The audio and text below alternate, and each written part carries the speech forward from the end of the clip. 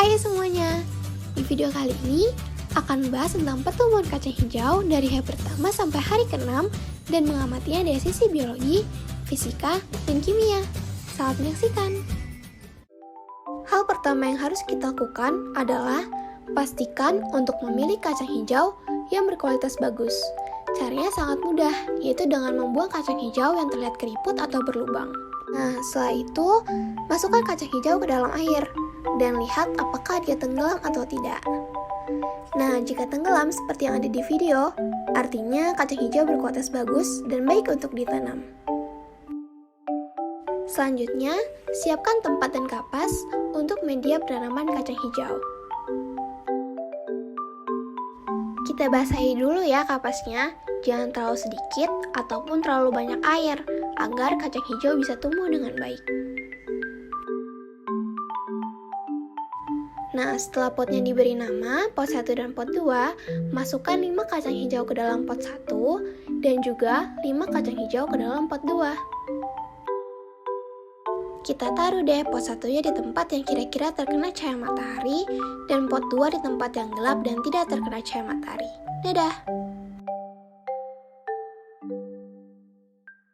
Pada hari pertama, pot 1 dan pot 2 yang berada di tempat terang maupun tempat gelap sama-sama belum menunjukkan adanya pertumbuhan. Pada hari kedua, pot 1 juga belum menunjukkan pertumbuhan apa-apa. Namun, di pot kedua sudah ada 3 kacang hijau yang menunjukkan pertumbuhan. Jangan lupa tetap kita siram secara teratur ya, agar proses fotosintesis berjalan dengan lancar. Karena proses fotosintesis tidak jauh-jauh dari proses kimia. Proses fotosintesis merupakan salah satu rangkaian reaksi endotherm yang paling penting.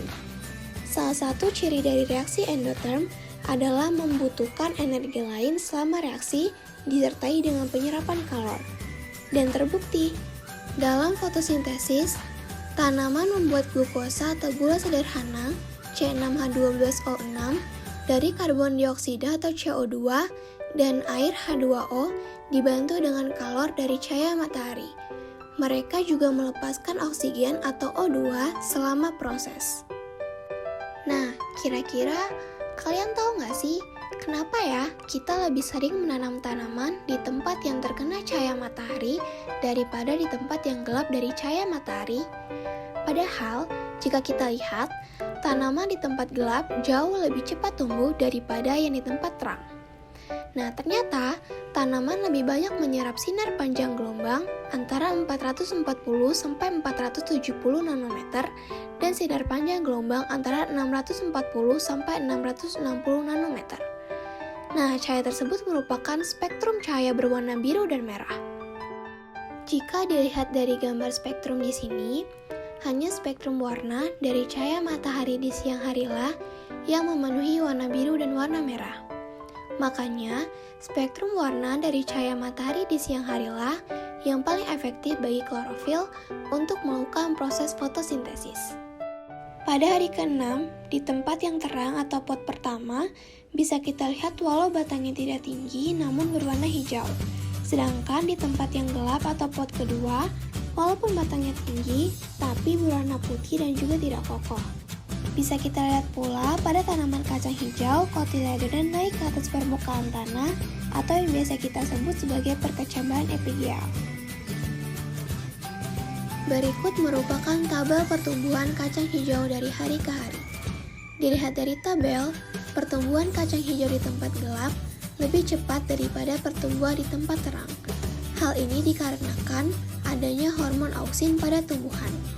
Auksin yang berperan dalam pertumbuhan dan memacu proses pemanjangan sel dihasilkan pada bagian koleoptil atau titik tumbuh pucuk tumbuhan. Apabila terkena sinar matahari secara langsung, auksin akan rusak dan menjadi tidak aktif. Kondisi fisiologis ini menyebabkan bagian yang terkena sinar matahari terhambat pertumbuhannya dan yang tidak terkena sinar matahari justru tumbuh lebih cepat. Sekian video dari saya, semoga bermanfaat. Terima kasih.